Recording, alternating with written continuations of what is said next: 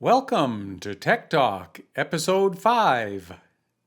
Most of the components are now here for my new Intel HEDT system with a Xeon W7 2495X 24-core processor and 512 gigs of DDR5 memory.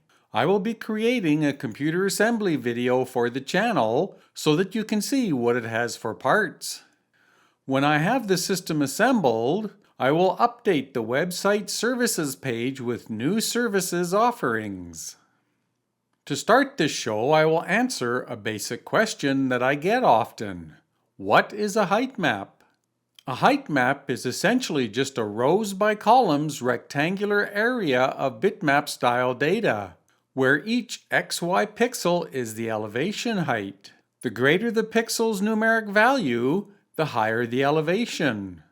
With grayscale bitmap format height maps, the closer to white, the higher the elevation.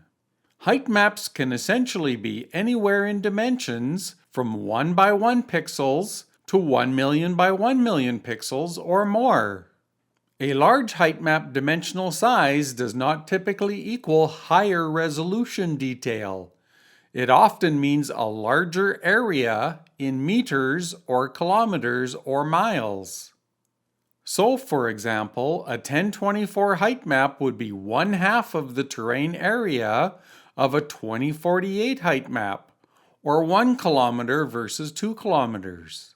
One exception to this is DEMS, which are rated typically in arcseconds or meters for square pixel sample points, such as 30 meter and 1 meter pixel cell sizing. However, convolution modifiers like erosion use a fixed cell window such as 3 by 3 pixels, so they don't scale with increases in detail resolution. They treat changes in dimensional size as changes in terrain area, not detail resolution. It would require a fractal erosion that was multispatial to get spatial changes in detail with most filter type modifiers. And the performance requirements for a fractal convolution filter would be very high due to the variable size filter window. Unreal Engine 5.0 doesn't seem to have a hard limit to the height map import size that I know of. With a 128 GB plus 24 GB system, I can import height maps up to 32 kilometers by 32 kilometers. I will be testing Unreal Engine 5.0.3 for even larger sizes once I get my Intel W2400 system with 512 GB of memory.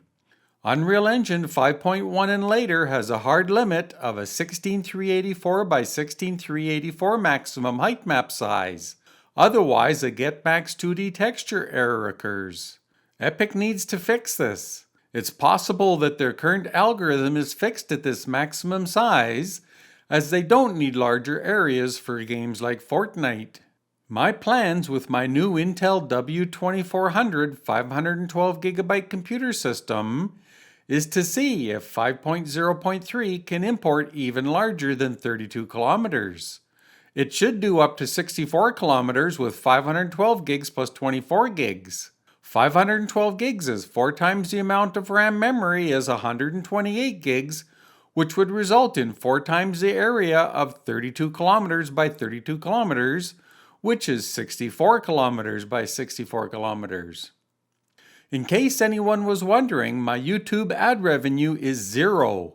So even though YouTube plays ads on my videos, I don't get any revenue from it. The channel statistics show that 89% of the viewers of the channel are not subscribed, which keeps me further down in the search algorithm. Please subscribe to this channel to push this channel higher so that I can eventually get ad revenue to help offset the costs associated with all of the work that I do. Some of you may have noticed that I've stopped using music in the background on all of my videos. I was using music from a royalty-free, copyright claim-free website using public domain or CC0 or other licenses, or so I thought. But I found that a bunch of the artists will put their music onto the free sites, leave it on that site for a few months, then change it to copyright claim music. So then YouTube will give me a copyright claim notice on my videos.